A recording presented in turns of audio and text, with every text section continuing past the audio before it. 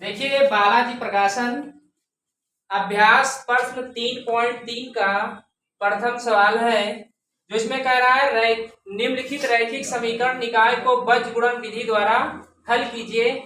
तो इस बीजगुणन विधि में हमारा प्रथम सवाल मतलब पहला सवाल जो है यह 2x प्लस वाई माइनस 35 बराबर 0 और 3x प्लस 4y माइनस 65 बराबर 0, ये हमारे सवाल है। ये सवाल बीजगुणन विधि से लगाना है। तो हमारा जो मानक समीकरण होता है a1x plus b1y plus c1 बराबर 0 और a2x plus b2y plus c2 बराबर 0 से हम तुलना कर लेते हैं। इन समीकरण को इस मानक समीकरण से तुलना कर लेते हैं। तो हमने तुलना किया तो a1 बराबर 2 और b1 बराबर 1 और c1 बराबर -35 और a2 बराबर 3 और b2 बराबर 4 और c2 बराबर -65। ये हमें a1 b1 c1 और a2 b2 और c2 का मान हमें प्राप्त हो गया। अब ये सवाल कह रहा है कि बीजगुणन विधि से हल करना है। तो बीजगुणन विधि जो हमारा होता है x बटा b1 c2 minus b2 c1 बराबर y बटा c1 a2 minus c2 a1 बराबर 1 बटा a1 b2 minus a2 b1 है। तो हमें प्रारंभ में जब x का मान निकालना होता है तो हम x बटा इस वाले पोर्शन को और इस वाले पोर्शन के बराबर कर देते हैं, और जब y का मान निकालना होता है तो ये वाला पोर्शन को इस वाले पोर्शन के बराबर कर देते हैं। अब हम x का मान निकालना शुरू करते हैं तो x इसको मतलब इसको बराबर कर देते हैं।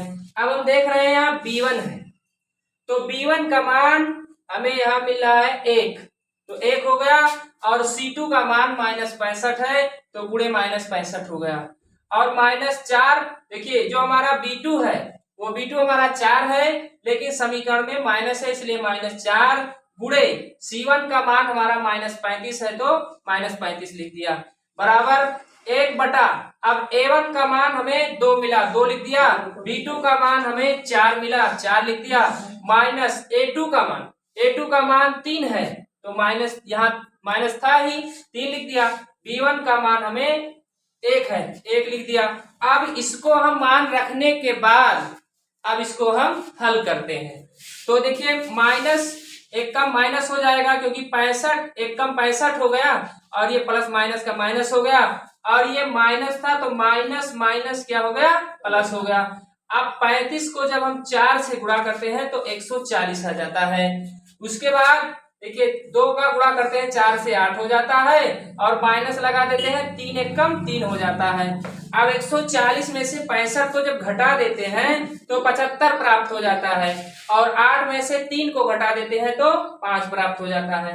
अब 75 को 1 से गुणा करते हैं तो 75 एक कम 75 हो जाता है, और जब हम 5 से 75 को भाग देते हैं तो 15 पचे 75 होता है, अर्थात x का मान 15 हो जाता है। इसी प्रकार हमें x का मान प्राप्त हो गया।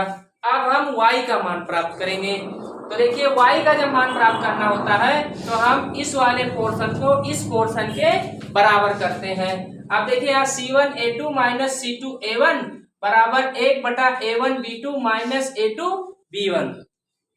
अब हम इन सभी का मान इसमें रखेंगे। तो c1 का मान -35 है लिख दिया, a2 का मान 3 है मैंने 3 लिख दिया माइनस, अब यहाँ माइनस है लेकिन c2 का मान भी -65 है तो माइनस लिख दिया। अब माइनस हो गया गुणे a1 का मान 2 है 2 लिख दिया। अब इसका मान हमने यहाँ हल कर रखा है तो इसका मान उठा करके मैंने 1/5 यहाँ पुटअप कर दिया।